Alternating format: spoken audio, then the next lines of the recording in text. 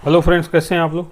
आज हम लोग प्रीवियस ईयर क्वेश्चन पेपर का जो सोल्यूशन कर रहे हैं उसमें 2023 के ज्योग्राफी के क्वेश्चन पेपर का सॉल्व करेंगे दो क्वेश्चंस को। तो चलिए आते हैं हम लोग। इसमें जो क्वेश्चन है ये क्वेश्चन नंबर सीक्वेंस से हम लोग चल रहे हैं। तो अब तक 5 क्वेश्चन के डिस्कशन हम लोग कर लिए हैं, छठा क्वेश्चन है। तो निम्नलिखित वृक्षों पर विचार कीजिए। ठीक है, इसमें पहला वृक्ष है कटहल, जिसका वैज्ञानिक नाम है आर्टोकार्पस हेटेरोफिलस। फिर है दूसरा वृक्ष महुआ, जिसका है वैज्ञानिक नाम मधुका इंडिका। और तीसरा है सागौन, जिसका वैज्ञानिक नाम है टेक्टोना ग्रैंडिस। 3 प्रजाति के वृक्षों का नाम दिया गया है। उपरोक्त में से कितने पर्णपाती वृक्ष हैं। पर्णपाती का मतलब होता है कि ऐसे वृक्ष जो वर्ष में कभी न कभी अपने पत्तों को गिरा देते हों और एक साथ पूरे वृक्ष की पत्तियां गिर जाती हैं। ये वृक्ष जो होता है वो परभक्षियों से बचने के लिए और अपने अंदर जो जल है उसको संचित रखने के लिए या पोषक तत्वों को संचित रखने के लिए ये कार्य करते हैं। इसमें खासकर जल होता है।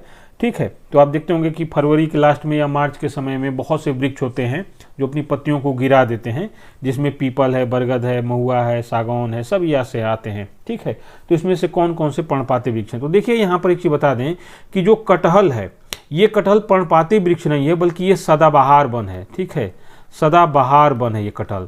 और ये कटहल किस तरह का होता है तो देखिए, हमने यहाँ पर दिखाता हूँ आपको। देखिए ये जो है कटहल का वृक्ष दिखाई दे रहा है आपको। ये कटहल का आपने खाया भी होगा, जैक फ्रूट बोलते हैं। ये सबसे बड़ा फल वाला वृक्ष होता है कटहल, जैक फ्रूट। तो ये कटहल होता है, ये सदाबहार होता है। तो ये तो सदाबहार है, पर्णपाती नहीं है।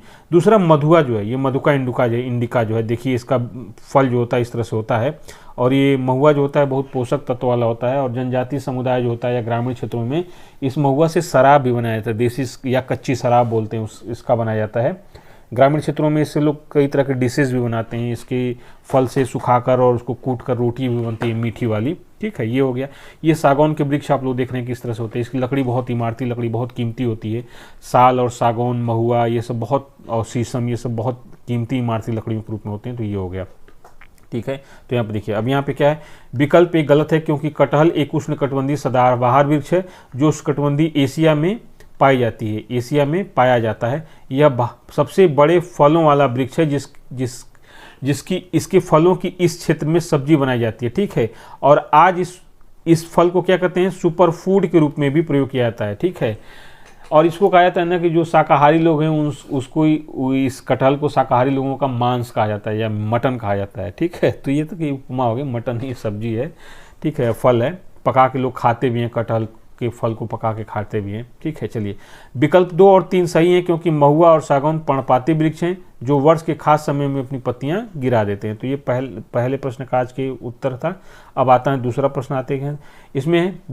ये प्रश्न नंबर 7 है, पृथ्वी के वायुमंडल के संदर्भ में निम्नलिखित कथनों में से कौन सा एक सही है।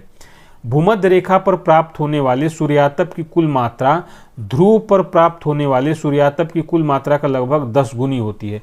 ये कथन बिल्कुल गलत है क्योंकि यहाँ पर हम देखेंगे, देखिए ये जो पृथ्वी है तो इसके प्रश्न में ये है कि यहाँ पे भूमध्य रेखा है, यहाँ पे सूर्यातप की जो मात्रा प्राप्त होती है, मतलब सूर्य से आने वाली जो ऊर्जा होती है, अगर इसको 100% मान लें, ठीक है 100% मान लें, तो यहाँ सिर्फ 10% प्राप्त हो रही है। इसके कहने का मतलब यही है। तो ये बिल्कुल गलत है। अगर यहाँ पे इक्वेटर एरिया में या भूमध्य रेखा पर कुल जो सूर्यातप की मात्रा है इसको 100 मान लिया जाए तो यहाँ पे 42% प्राप्त होती है। ठीक है, 10% नहीं प्राप्त होती है। जो क्वेश्चन में पूछा था कि ध्रुवों की अपेक्षा यहाँ पे 10 गुनी प्राप्त होती है, 10 गुनी नहीं प्राप्त होती है, ये 2 गुनी से थोड़ी ज़्यादा होती है। ठीक है, मतलब एक मोटा मोटा मान ले तो 2.5 गुना हो सकती है, लेकिन 10 गुना ज़्यादा नहीं है। तो ये पहला जो कथन है वो गलत है। फिर दूसरा है, अवरक्त किरणें सूर्यातप के लगभग 2/3 भाग हैं। ये भी गलत है। अवरक्त किरणें मतलब इंफ्रारेड किरणें जो होती हैं सूर्यातप का छोटा हिस्सा होती हैं, अल्ट्रावायलेट ज़्यादा होती हैं। ठीक है, तो ये 2/3 भाग नहीं है, ये गलत है। सी है, अवरक्त किरणें निचले वायुमंडल में संकेंद्रित जलवाष्प द्वारा बृहद रूप से अवशोषित होती हैं।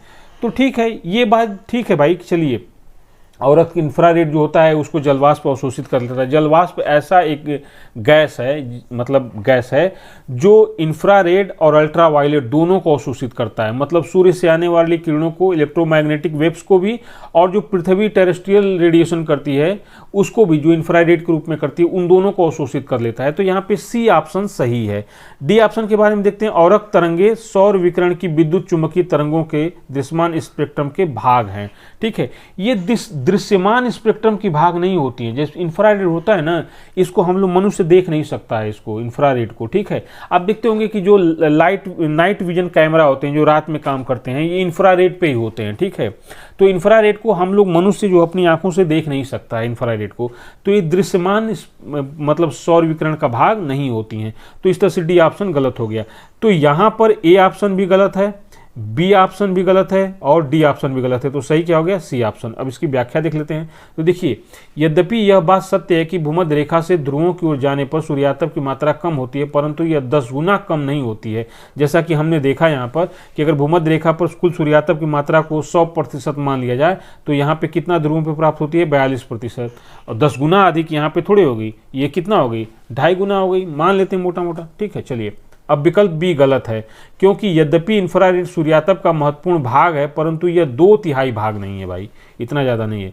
सी क्या है? सी विकल्प सही है, क्योंकि जलवाष्प वायुमंडल के निचले भाग में इंफ्रारेड को अवशोषित करके ग्रीन हाउस इफेक्ट उत्पन्न करता है, जिससे पृथ्वी के निचले वायुमंडल का तापमान एक समान बना रहता है, जो 15 डिग्री सेल्सियस के आसपास है, ये बना रहता है। ठीक है, विकल्प डी गलत है, क्योंकि इंफ्रारेड तरंगे और दृश्यमान प्रकाश, ये दृश्यमान है, दृश्यमान प्रकाश तरंगे विद्युत चुंबकीय स्पेक्ट्रम के अलग अलग भाग हैं। जहां औरक्त किरणों के तरंग दैर्घ्य अधिक होते हैं, वहीं विद्युत चुंबकीय तरंगों के तरंग दैर्घ्य अत्यंत कम होते हैं। मतलब जो वेवलेंथ है वो बहुत कम होती है, जो कि इंफ्रारेड की वेवलेंथ अधिक है। तो इसको इंफ्रारेड को दीर्घ तरंगी विकिरण भी कहा जाता है। तो ये आज के प्रश्न थे।